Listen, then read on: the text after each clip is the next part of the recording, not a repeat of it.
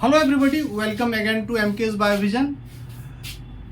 आज जो हम लोग डिस्कस करेंगे कि कैरियोटाइप को कैसे बनाया जाता है और कैरियोटाइप का एनालिसिस कैसे किया जाता है और क्यों किया जाता है। ठीक है, तो सबसे पहले हम देखते हैं कैरियोटाइप का प्रिपरेशन कैसे करते हैं। कैरियोटाइप प्रिपरेशन के लिए हम पहले सेल का कल्चर करते हैं। एनिमल सेल हो या प्लांट सेल हो, उसका सेल का कल्चर करते हैं। सेल के कल्चर होने के बाद सेल डिवाइड करने लगता है। प्रॉपर मीडियम में जब ये ग्रो करने लगता है, सेल डिवीजन करने लगता है, तब हम इसमें माइटोटिक पॉइजन का इस्तेमाल करते हैं, दैट इज कॉल्चिसिन। कॉल्चिसिन क्या करता है, स्पिंडल को ब्रेक कर देता है। इस वजह से जो सेल है वो उसी अवस्था में जिस भी अवस्था में वो डिवाइड कर रहा है उसी अवस्था में रुक जाता है। कौन कौन से सेल हैं जो मेटाफेज में हैं, उसका हम स्लाइड बनाते हैं, स्लाइड प्रिपेयर करते हैं मेटाफेज क्रोमोसोम का। उसके बाद उसका एक फोटोग्राफ लेते हैं। इसके बाद इसको हम एक खास तरीके से अरेंज करते हैं और अरेंज करने के बाद जो बनता है, जो भी फिगर हमको मिलता है, उसको हम ईडियोग्राम कहते हैं। तो ईडियोग्राम बनाने के कुछ गोल्डन रूल्स हैं, जिसको एक जेनेटिक कॉन्फ्रेंस जो कि 1959 में डेवनर यूएसए में हुआ था, उसमें इसके कुछ गोल्डन रूल्स दिए गए कि we can not prepare idiogram in a haphazard way. We should obey some rules for preparing ईडियोग्राम। अब कैसे बनाते हैं इसमें हम देखते हैं कि जैसे ह्यूमन बीइंग का हम एग्जांपल लें तो 46 क्रोमोसोम होते हैं। इसको डेवनर सिस्टम 1959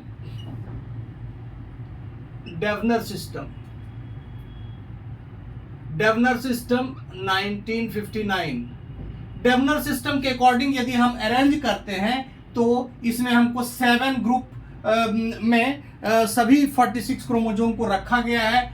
और इसमें हम देखते हैं कि होमोलोगस क्रोमोसोम को हमेशा एक जगह रखा जाता है। जैसे ये हम देख रहे हैं कि पहले ग्रुप में 1 और 3 क्रोमोसोम, 1 से लेकर 3, 1 2 3 को रखा गया है। अब 1 2 3 को रखा गया मतलब इसमें 6 क्रोमोसोम होंगे। ये होमोलोगस सेट, एक 1 का, फिर 2 का, फिर 3 का। और ये जो इसमें देखते हैं नीचे की तरफ साइज डिक्रीज करते जाता है, मतलब ग्रुप ए वाला क्रोमोसोम सबसे बड़ा होगा और ग्रुप 7 वाला क्रोमोसोम सबसे छोटा होगा। तो यानी कि ऊपर की तरफ साइज इंक्रीज करता है, नीचे की तरफ साइज डिक्रीज करता है। Apart from that we also consider the arm ratio हम लोग जानते ही हैं कि ये जो क्रोमोसोम है इसमें P और Q के लंबाई का रेशियो है, P और Q। तो यदि दोनों आर्म बराबर हुए तो 1, और अब यदि मान लीजिए P is greater than Q तो ये हो गया 1 से कम होगा। और तो उस स्थिति में हम देखते हैं कि जो आर्म रेशियो है 1 मैक्सिमम वैल्यू है और 0 इसका मिनिमम वैल्यू है। 1 है आपका मेटासेंट्रिक क्रोमोसोम का और 0 जो है ये है टीलोसेंट्रिक क्रोमोसोम का, और बीच में सब मेटासेंट्रिक और एक्रोसेंट्रिक क्रोमोसोम आते हैं। तो इस तरह से डिक्रीजिंग आर्म रेशियो प्रत्येक जो ग्रुप है उसमें डिक्रीजिंग आर्म रेशियो में हम क्रोमोसोम को अरेंज करते हैं।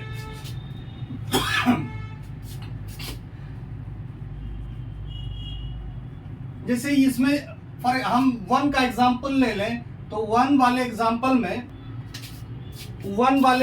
में मान लीजिए कि इसमें इसमें 2 तरह के क्रोमोसोम पाए जाते हैं, मेटासेंट्रिक और सब मेटासेंट्रिक। तो ये मेटासेंट्रिक हो गए।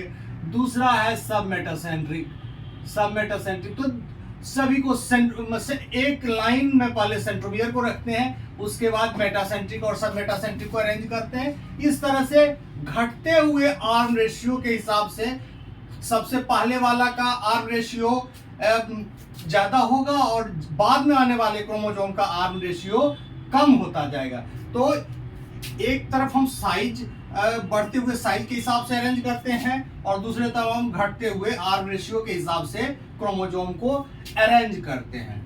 अब ये देख, इसमें यदि ह्यूमन बीइंग का कैरियोटाइप देखा जाए तो ये क्रोमोजोम सबसे छोटा और नंबर 1 वाला क्रोमोजोम जो है सबसे बड़ा क्रोमोजोम है। 22 इज द स्मॉलेस्ट क्रोमोजोम और chromosome number 1 is the largest chromosome. मान ली कुछ सिस्टम में ये भी देखा गया है कि हमने ये 7 ग्रुप में ये जो 7 ग्रुप है उसमें Y क्रोमोजोम को मैंने 7th में रखा है, जबकि X क्रोमोजोम को मैंने 3rd ग्रुप में रखा है। It depends on the size of the chromosome and position of the centromere. कहीं कहीं होता है एक 8वां ग्रुप भी जोड़ दिया गया है, 8वां ग्रुप भी जोड़ दिया गया है जिसमें केवल X और Y क्रोमोजोम यानी कि सेक्स क्रोमोजोम को रखा जाता है।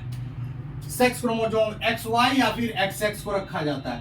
तो ये लेकिन how will we identify X and Y chromosome, जब तक कि हम जहां तक केवल लंबाई और सेंट्रोमियर के पोजीशन का सवाल है, हम X और Y क्रोमोजोम को पहचान नहीं पाएंगे। इसके लिए ये जरूरी है कि डेवनर सिस्टम के मुताबिक हम इसको अरेंज करें।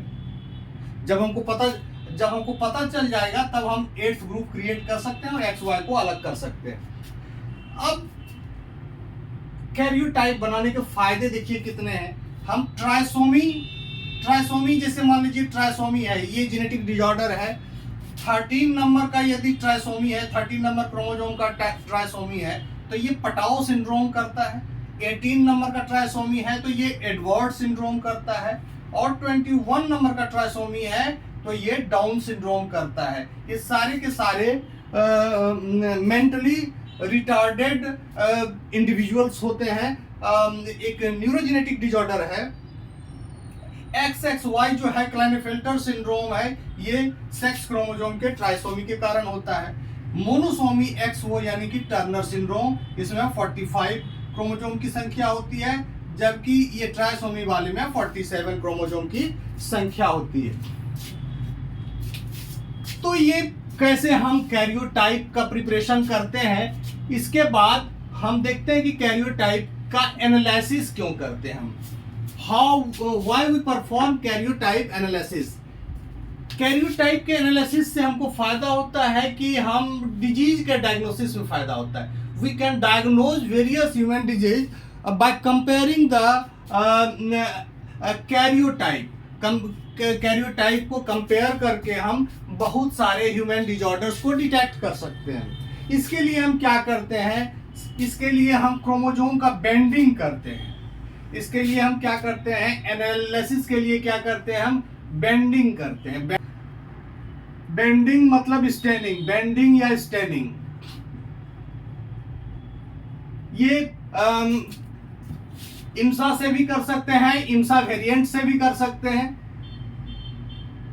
इम्सा एंड क्यूनाक्रीन बहुत सारे स्टेन है जिससे हम क्रोमोजोम को स्टेन कर सकते हैं। That is also called chromosome painting.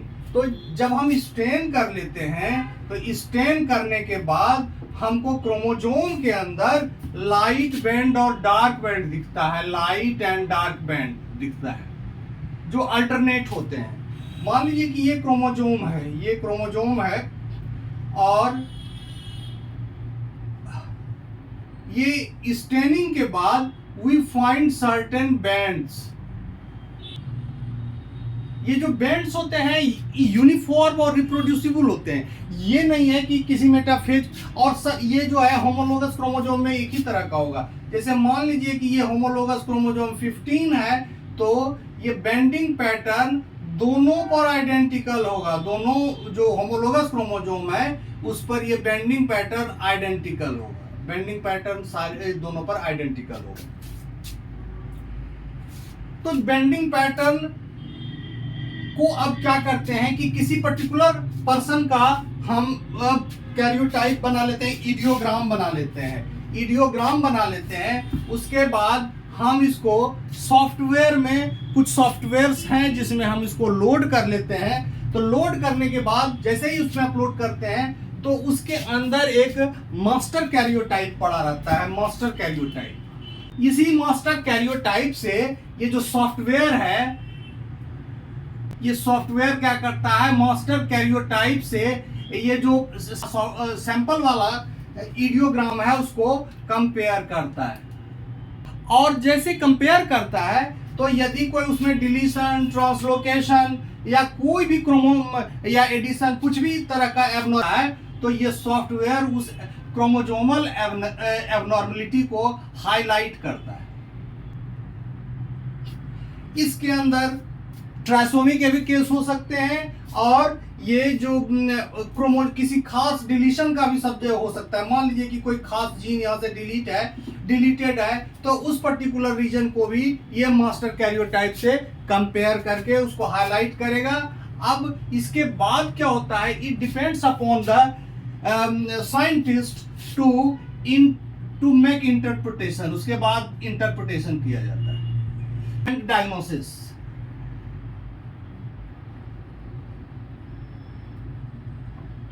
तो कैसे करते हैं हम? सबसे पहले हम इसका ईडियोग्राम बना लेते हैं, किसी भी आदमी का ईडियोग्राम बना लेते हैं। उस ईडियोग्राम को हम एक मास्टर ये सॉफ्टवेयर में अपलोड करते हैं, जो सॉफ्टवेयर एक मास्टर कैरियोटाइप से उस सैंपल कैरियोटाइप को कंपेयर करता है और कंपेयर करने के बाद जो एबनॉर्मल रीजन है क्रोमोसोम का वो उसको हाईलाइट करता है। उसके बाद ये साइंटिस्ट पर डिपेंड करता है कि उस हाईलाइटेड रीजन का वो इंटरप्रिटेशन कैसे करता है।